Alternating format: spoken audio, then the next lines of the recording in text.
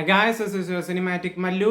So, Furiosa, a Mad Max saga, written by Nico Latauris, പിന്നെ George മില്ലറും റൈറ്റിംഗിൽ George മില്ലറും നിക്കോ ലത്തൗറിസും ഉണ്ട് and directed by George Miller. And എങ്ങനെ ഉണ്ടായിരുന്നു എന്ന് വെച്ചാൽ പൊളി, അതായത് ഒരു മസ്റ്റ് വാച്ച് തിയേറ്ററിക്കലായിട്ട് ഒരു ദൃശ്യവിസ്മയം ആണ് ഇതെന്ന് പറയുമ്പോൾ. ഒരേ സമയം 2015 മാഡ് മാക്സ് ഫ്യൂരി റോഡിന് ഒരു പ്രീക്വലും ആണ്, ലൈക്ക് ഒരു സ്പിൻ ഓഫും ആണ്. സോ അത് 2015 മാഡ് മാക്സ് ഫ്യൂരി റോഡ് കാണുന്നത് നല്ലതാണ്, കാരണം പല ക്യാരക്ടേഴ്സും റിപ്പീറ്റ് ചെയ്ത് വരുന്നുണ്ട് ഇതിൽ. അപ്പം നമുക്ക് പല ക്യാരക്ടേഴ്സും കാണുമ്പോൾ അല്ലെങ്കിൽ പല പ്ലേസസും കാണുമ്പം ഒരു ലൈക്ക് ഈ ക്യാരക്ടർ ഏതാണ്, ഈ പ്ലേസ് ഏതാണെന്നുള്ളൊരു കൺഫ്യൂഷൻ വരും. ഇപ്പം ഞാൻ കണ്ടിട്ടുണ്ടായിരുന്നു, എനിക്കുണ്ടായിരുന്നില്ല. സോ അത് കാണുന്നത് നല്ലതാണ് ഇത് കാണുന്നതിന് മുമ്പ്.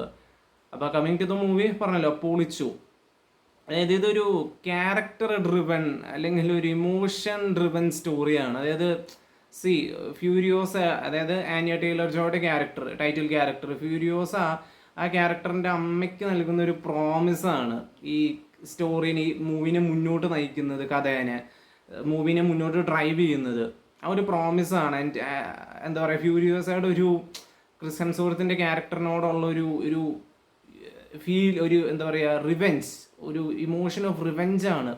അത് അത്രയും ബ്യൂട്ടിഫുൾ ആയിട്ട് അവർ ആനിയ ടൈലർ ജോയ് ചെയ്തിട്ടുണ്ട്, അഭിനയിച്ചിട്ടുണ്ട്. എല്ലാവരും പൊളിച്ചിട്ടുണ്ട്. ക്രിസ് ഹെംസ്വർത്ത് ആയാലും പൊളി, ഒരാൾ പോലും മോശമാക്കി എന്ന് പറയാനില്ല, പൊളിച്ചിട്ടുണ്ട്. പ്രത്യേകിച്ച് ഞാൻ പറഞ്ഞില്ല, ആ ഇമോഷൻ, ആ പ്രോമിസ്, അത് നമുക്ക് ഫീൽ ചെയ്യും. ആ ആക്ട്രസിൻ്റെ എന്താ പറയുക, ആക്ടിങ്ങിൽ നിന്ന്, സീനുകളിൽ നിന്ന്, ഫ്ലാഷ് ബാക്ക് കാണിക്കുന്നതൊക്കെ, അതാണ് ആ ഇമോഷൻസ് ഫീൽ ചെയ്യണം. അവിടെയാണ് സിനിമ എന്ന് പറയുന്നത് ഒരു ആർട്ട് ഫോമായി മാറുന്നത്. അല്ലെങ്കിൽ വെറും കളക്ഷൻ ഓഫ് റീംസ് ആണ്. ഇവിടെ ഇതൊരു ആർട്ട് ഫോമായി മാറുന്നത് ഇതുകൊണ്ടാണ്. ഐ ഫെൽ ദാറ്റ് ഇമോഷൻസ് എന്നുള്ളതുകൊണ്ടാണ്. പിന്നെ സിനിമാറ്റോഗ്രാഫി ആയാലും സൈമൺ ഡ്യുഗൻ, പുള്ളിക്കാരനാണ് സിനിമാറ്റോഗ്രാഫി ഹാൻഡിൽ ചെയ്തേക്കണേ, പൊളിച്ചിട്ടുണ്ട്.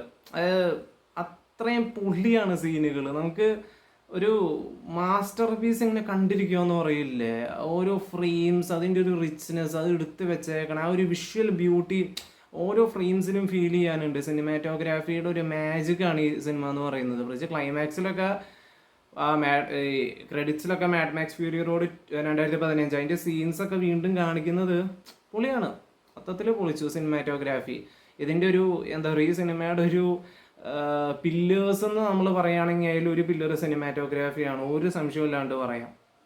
റൈറ്റിങ്ങിൻ്റെയും ഡയറക്റ്റിങ്ങിൻ്റെയും ഒപ്പം അങ്ങനെ. പിന്നെ കുറേ മീനിങ്സ് ഉണ്ട്. ഇപ്പോൾ ജോർജ് മില്ലർ ഇതിനകത്ത് കൊണ്ടുവരുന്ന യുദ്ധത്തിനെ പറ്റിയുള്ള നെറേഷനിലൂടെ, ഇത് സിനിമ മൊത്തം പോകുന്ന ഒരു നെറേഷനിലൂടെയാണ്. അത് അന്ന് പൊളിച്ചുണ്ടായ നെറേഷൻ. പ്രത്യേകിച്ച് ഈ ഓരോ മീനിങ്സ് ജോർജ് മില്ലർ ഇതിനകത്ത് കൊണ്ടുവരുന്ന സ്റ്റോറിയിൽ, ഈ പറഞ്ഞ നറേഷനിലൂടെ, സീനുകളിലൂടെ, യുദ്ധത്തിനെ പറ്റിയൊക്കെ പൊളിയാണത്. അപ്പോൾ അങ്ങനെ മൊത്തത്തിൽ പറഞ്ഞാൽ ഒരു വിഷ്വൽ മാസ്റ്റർ പീസ്, അതാണ് ഫ്യൂരിയോസ. എത്രയും പെട്ടെന്ന് ടിക്കറ്റ് ബുക്ക് ചെയ്യുക, പോയി കാണും പിള്ളേരെ, വേറെ ഒന്നും നോക്കണ്ട. സോ എനിക്കിഷ്ടപ്പെട്ടു. നിങ്ങൾക്ക് എന്തൊക്കെയാണ് തോന്നിയെന്നുള്ള കമൻറ്റ് ബോക്സിൽ കമൻറ്റ് ചെയ്യുക. And see you guys in the next video. Till then, this is your cinematic Mallu signing of.